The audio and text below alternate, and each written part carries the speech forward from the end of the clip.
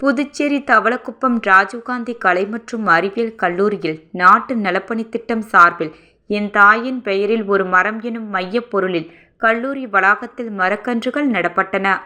மத்திய அரசின் வழிகாட்டுதல் படி புதுச்சேரி மாநிலத்தில் உள்ள பள்ளி மற்றும் கல்லூரிகளில் என் தாயின் பெயரில் ஒரு மரம் எனும் மையப் பொருளில் மரக்கன்றுகள் அந்தந்த பள்ளி கல்லூரி வளாகங்களில் நாட்டு நலப்பணித் திட்டம் சார்பில் செயல்படுத்தப்படும் நிலையில் தவளக்குப்பம் ராஜீவ்காந்தி கலை மற்றும் அறிவியல் கல்லூரியில் மரக்கன்றுகள் நடும் விழா இன்று நடைபெற்றது.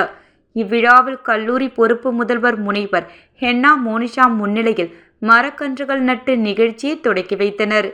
இவ்விழாவிற்கான ஏற்பாடுகளை கல்லூரியின் நாட்டு நலப்பணித் திட்ட ஒருங்கிணைப்பாளரும் வணிகவியல் துறை தலைவரும் ஆகிய திருமதி வி ஜீவலட்சுமி அவர்கள் மேற்பார்வையில் நாட்டு நலப்பணித் திட்ட உதவி அலுவலர் முனைவர் செந்தமிழ்கோ கல்லூரியில் பயிலும் நாட்டு நலப்பணித் திட்ட மாணவ மாணவியர்களை கொண்டு கல்லூரி வளாகங்களில் மரக்கன்றுகளை நட்டு என் தாயின் பெயரில் ஒரு மரம் எனும் மத்திய அரசின் இலக்கினை நிலை நிறுத்தினார்.